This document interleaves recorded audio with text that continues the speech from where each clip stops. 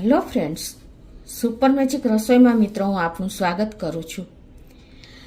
આજે આપણે શિયાળામાં મેથીની ભાજી મોસ્ટ ઓફ વધારે પડતો ઉપયોગ કરીએ છીએ, તો એને એકદમ સરળ રીતે એટલે કે 5 મિનિટમાં આપણે 3 કિલો ભાજી કઈ રીતે દાંડીથી અલગ કરવીને એનો વિડીયો હું તમારી સાથે શેર કરું છું। તો તમને ચોક્કસ મિત્રો આ વિડીયો તો ગમશે જ અને ઉપયોગી પણ થશે। ગમે તો લાઈક કરજો, શેર કરજો અને સબસ્ક્રાઈબ કરવાનું તો ભૂલતા જ નહીં। અને મિત્રો બાજુમાં રહેલું બેલ આઇકનને પણ પ્રેસ કરજો, જેથી કરીને લેટેસ્ટ વિડીયોની માહિતી તમને મળતી રહે। તો આપણે અત્યારે શિયાળો ચાલી રહ્યો છે, માર્કેટમાં મેથીની ભાજી ફૂલ હોય છે અને એનો ઉપયોગ પણ આપણે કેળાની ભાજી, મેથીનું શાક અને આપણે મેથીના ગોટા છે, ઘણા બધા મેથીના મુઠિયા, આ રીતે આપણે એનો ફૂલ ઉપયોગ કરીએ છીએ। જેટલો બને એટલો શિયાળામાં કરવો જ જોઈએ, પણ વાત ક્યાં આવે છે કે આપણને આ મેથી દીટવાનો કંટાળો આવે છે, એટલે કે દાંડીમાંથી પાંદ અલગ કરવા હોય ને તો આપણને કંટાળો આવે છે। અને મોસ્ટ ઓફ આપણે લેડીઝ લોકો શિયાળામાં જ મેથીની સુકવણી પણ કરીએ છીએ અને આપણે મેથીનું મુઠિયા કરીએ, ઊંધિયામાં વાપરીએ છીએ। તો સુકવણીમાં તો આપણે કેટલી કિલોના કિલો મેથી દીટવી હોય છે, એટલે કે એને પાંદ અલગ કરવા હોય છે, ત્યારે પણ એટલો જ કંટાળો આવે છે। અને સુકવણી કરવાનું એટલે કે આપણે કસૂરી મેથી બનાવવાનો કંટાળો આવે છે। તો આજે હું તમને એકદમ સરળ રીતે બતાવીશ ને કે તમે ગમે એટલી મેથી સ્ટોર કરવી હશે, ગમે એટલી સુકવણી કરવી હશે ને તો તમે ઇઝીલી કરી શકશો। તો આજે હવે આપણે એના ઉપર આવીએ। તો પહેલાં તો જો માર્કેટમાંથી એકદમ ફ્રેશ મેથી લઈ આવવાની। અત્યારે હું 3 કિલો જેવી મેથી છે, જુઓ મિત્રો। તો આપણે શું કરીએ છીએ કે મેથી લઈ આવીએ છીએ અને પછી આપણને માટી ધૂળ હોય છે તો પણ કંટાળો જ આવતો હોય છે। તો પહેલાં જો આ રીતે પૂરો હોય છે ને મેથીનો, એને આ રીતે તમારે પહેલાં ચપ્પેથી પાછળનો જે ધૂળનો ભાગ ડંઠલ હોય ને એને આ રીતે જ રિમૂવ કરી દેવાની છે, કટિંગ કરીને, એટલે તમને બહુ ઈઝી પડશે। જુઓ મિત્રો, આ રીતે કરશો ને એટલે તમારે એકદમ માટીને જે વધારાની દાંડલી હશે ને એ પણ જતી રહેશે।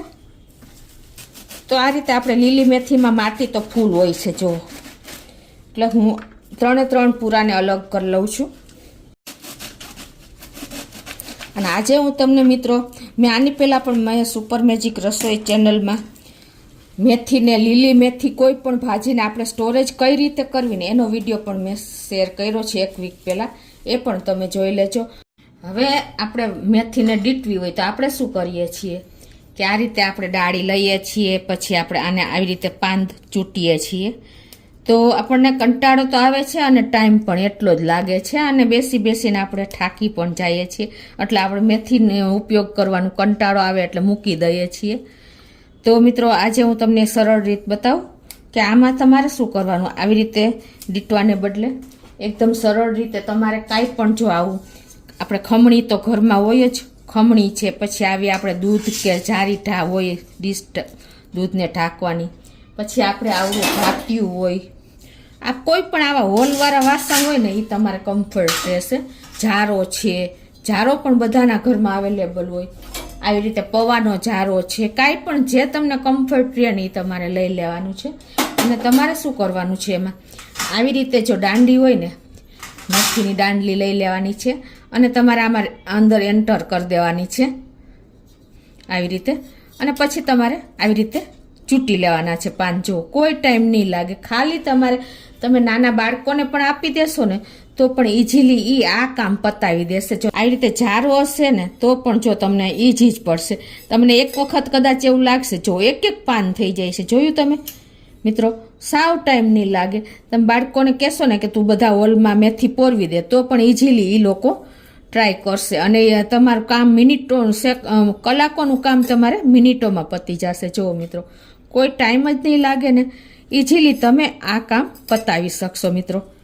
એ જ રીતે આપણે ખમણીમાં આવી રીતે પહેલાં બધી જ આવી રીતે સળી મૂકી દેશો ને તો પણ તમારે ખાલી ખેંચવાની જ રહેશે। જુઓ મિત્રો, કોઈ ટાઈમ નહીં લાગે અને બાળકોને પણ મજા આવશે, રમત કરતાં પણ તમને બાળકો આ કામ પતાવી દેશે અને કોઈ તમને બધાને રમત થશે અને કામ થશે, બધું એકી સાથે કામ થશે મિત્રો। જો છે ને એકદમ સરસ આપણી ભાજી ચૂંટાઈ જાય છે.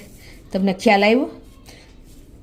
જો મિત્રો, આટલી જ મેથી મેં સેકન્ડોમાં વીણી નાખી. જોવાનો કોઈ ટાઈમ જ ન લાગે અને એકદમ ક્લીન થઈ જાય અને તમારે પાન પણ ચૂંટવા ન પડે. એટલી સરસ મેથી તૈયાર થઈ જાય છે મિત્રો. તો આ શિયાળામાં તમારે મેથીને સ્ટોરેજ કરવી હોય, સુકવણી કરવી હોય તો તમે ઇઝીલી આ રીતે મેથી ડીટી શકશો. તો ચોક્કસ તમને આ વિડીયો ઉપયોગી થશે. ગમે તો લાઈક કરજો, શેર કરજો અને સબસ્ક્રાઈબ કરવાનું તો ભૂલતા જ નહીં.